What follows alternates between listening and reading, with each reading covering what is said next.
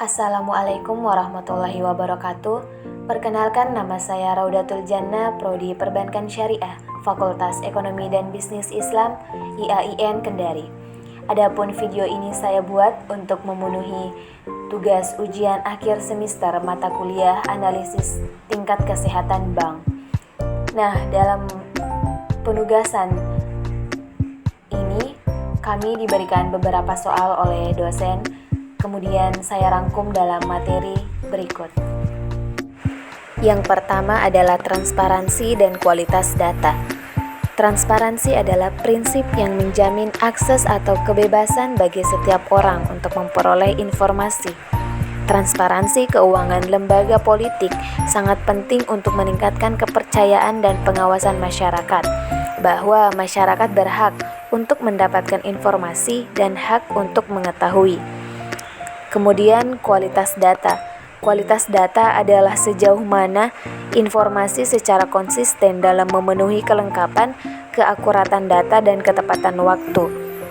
Kualitas data sangat penting agar meningkatkan kepercayaan diri dalam mengambil keputusan, mengurangi risiko dan keputusan berbahaya serta mengembangkan strategi untuk pembuatan keputusan. Jika dalam perusahaan terdapat transparansi, maka masyarakat dapat menilai kualitas data yang kemudian akan meningkatkan kepercayaan masyarakat, yang akan mempengaruhi reputasi perusahaan hingga profitabilitasnya.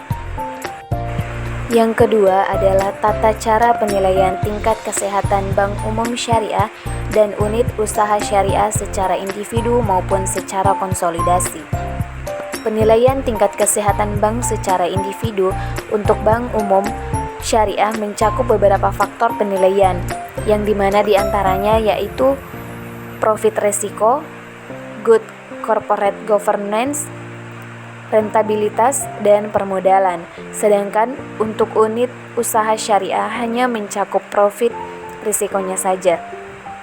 Kemudian penilaian tingkat kesehatan secara konsolidasi untuk bank umum syariah yaitu mengandalkan perusahaan unit berupa perusahaan asuransi untuk dilakukan dengan memperhitungkan faktor-faktor kualitatif dan kuantitatif yang relevan, antara lain pemenuhan kecukupan modal perusahaan asuransi sesuai dengan persyaratan otoritas yang berwenang dan dampak risiko yang dianggap signifikan atau materi yang mempengaruhi profit, risiko, dan kinerja keuangan bank secara konsolidasi.